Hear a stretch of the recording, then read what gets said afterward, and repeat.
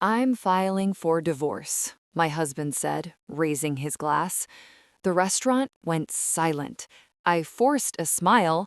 "Is this a joke?" He shrugged. "You knew this was coming." But what he didn't know was that I did too. My name is Lauren Mitchell, and I'm 39 years old. For 25 years, I was the loyal wife, the steady one, the woman who kept everything running while he built his career. I worked part-time as a bookkeeper from home, so I could raise our two kids. I packed lunches, managed bills, and handled every school emergency. My husband, Daniel, loved being praised as the provider. At every family gathering, his parents called him the strong one. I was background support, reliable, predictable, easy to underestimate. I wasn't rich or glamorous, but I had something they didn't expect. Numbers were always my thing, quietly tracking, quietly organizing, quietly noticing patterns. Over the years, I handled our tax files, business reimbursements, and account transfers. Daniel thought I just typed things into spreadsheets.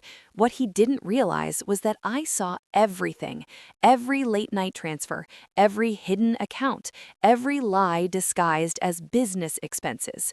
When he stood up at our anniversary dinner and blindsided me, he thought I'd crumble. He didn't know that I had already prepared for this moment. If you've ever been the quiet partner who kept everything together while someone else took the credit, subscribe. Do you know what it feels like to be underestimated in your own marriage? Tell me below. I'm reading every comment. Click hype and let's get into it. The 25th anniversary dinner was filled with family and close friends. Crystal chandeliers hung overhead, and the scent of expensive wine mixed with fresh roses on every table. Daniel stood to give what everyone assumed was a romantic speech. Instead, he cleared his throat and said, "I'm filing for divorce. We've grown apart." Gasps erupted around the table. His mother covered her mouth with trembling fingers. I whispered, "You couldn't wait one more night?" He replied coolly, "I didn't want to pretend anymore." He framed himself as honest and brave. He actually said, "I've been carrying this marriage alone." Guests shifted uncomfortably in their seats. No one made eye contact with me. A cousin whispered to her husband, "Did she not see it coming?" Daniel subtly blamed me for lacking ambition and not contributing equally. The air felt thick and suffocating. I sat frozen, feeling every stare burn into my skin. Then I spoke, calmly. "I contributed more than you realize." He smirked. "You handled groceries, Lauren. Let's not exaggerate." Heat rushed to my face, but I stayed composed. As we left the restaurant, my phone buzzed. A notification from my attorney. Court hearing date confirmed, moved up unexpectedly. The assigned family law judge was someone I recognized. Daniel didn't know that name meant everything. Daniel froze the joint credit cards the next morning. He called me from his office. "Since we're separating, it's cleaner this way." His tone was casual, like he was canceling a subscription. He transferred large sums from business accounts I'd helped him organize years ago. I said nothing.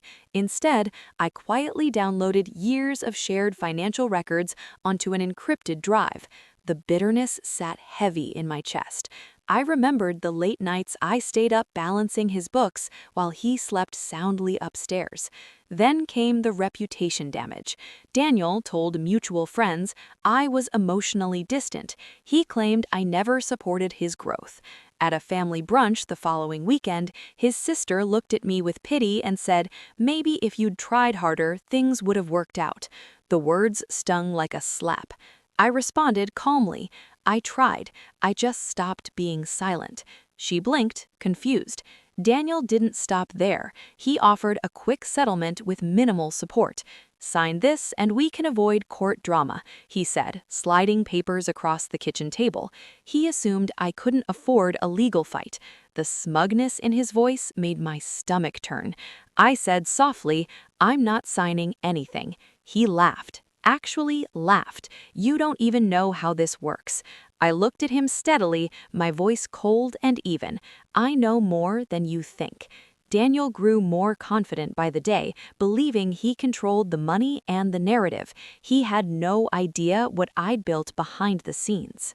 What they didn't know was that bookkeeping wasn't just a side job. Over the years, I earned certifications in forensic accounting online. Late nights after the kids went to bed, I studied financial fraud detection and asset tracing.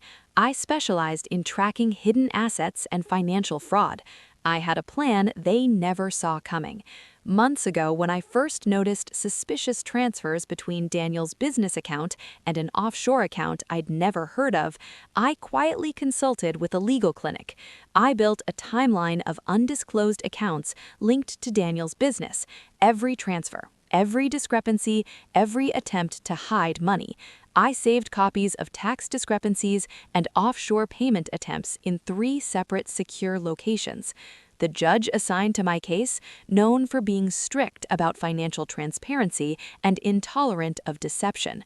Lauren requested that specific courtroom months earlier through her attorney. Daniel thought I was unprepared, maybe even helpless. In reality, I'd been documenting everything for a year. My former accounting instructor, Ms. Ramirez, became my anchor. She was a wise and powerful mentor from my professional life, now a respected financial consultant. Years ago, she'd told me, "Your strength isn't loud, but it's precise." I remembered that every time doubt crept in. I shared the compiled financial evidence with her over coffee one cold afternoon. She reviewed every page with sharp, knowing eyes. Ms. Ramirez helped organize it into a clear forensic report that left no room for interpretation. She connected me with a strong family law attorney, experienced in asset concealment cases. Meanwhile, Daniel grew more arrogant. He bought a new car, a sleek black sedan he didn't need. He posted vague social media captions about new beginnings and living authentically. He assumed I would accept a small settlement to avoid embarrassment. I remained calm, focused, almost detached. The court date approached. Daniel joked to a friend over drinks, loud enough for me to overhear, "You'll last 5 minutes under pressure." He didn't realize the pressure was about to shift onto him. The courtroom was quiet, almost too quiet. Sunlight filtered through tall windows, casting long shadows across the wooden benches. Daniel appeared confident, dressed sharply in a tailored navy suit. He sat with his lawyer, leaning back slightly, arms crossed. I sat composed, noting documents neatly organized in a leather folder. My hands were steady. Daniel's lawyer argued that assets were straightforward and already disclosed. His tone was dismissive, almost bored. My attorney stood slowly. "Your Honor, we request review of additional financial evidence." The judge nodded. "Proceed." The forensic report was presented. Undisclosed accounts, inconsistent transfers, business funds redirected to personal use. The judge asked Daniel directly, "Were these accounts reported in your initial disclosure?" Daniel hesitated. His confidence flickered. "I didn't think they were relevant." I finally spoke, my voice cold and even. "They were relevant when you hid them." Silence filled the room like a held breath. The judge ordered an immediate audit and froze certain business assets pending review. Daniel's face went pale. "Lauren, you didn't have to do this." I replied calmly, "You did this when you tried to humiliate me." The judge noted possible penalties for bad faith financial concealment. Settlement negotiations shifted instantly. Daniel realized he may owe significantly more in division and legal fees. The power reversal was undeniable. He tried to embarrass me publicly. Now the truth was documented in court records. The final settlement granted me fair asset division and long-term financial stability. Daniel's reputation in business circles suffered after the audit findings became known through legal channels. I invested part of my settlement into starting my own forensic accounting consultancy. I no longer hide my skills behind someone else's spotlight. My children see my strength clearly for the first time. My daughter told me recently, "Mom, I didn't know you could do all that." Daniel attempted a quiet apology months later. We met for coffee at a neutral location. I listened but didn't soften. He thought I was just the wife who handled groceries. Turns out, I was the one who handled the truth. If someone ever tried to embarrass you publicly to control the narrative, you know how painful that feels. Have you ever been underestimated in a relationship or had your contributions dismissed? Share your story in the comments. I want to hear it. Subscribe if you believe quiet strength still counts. Click hype to help this story reach others who need it. Your story has power. If you felt a connection to mine, please subscribe and share your journey in the comments. Every hype you give this video helps empower someone else. Thank you for being here and for listening.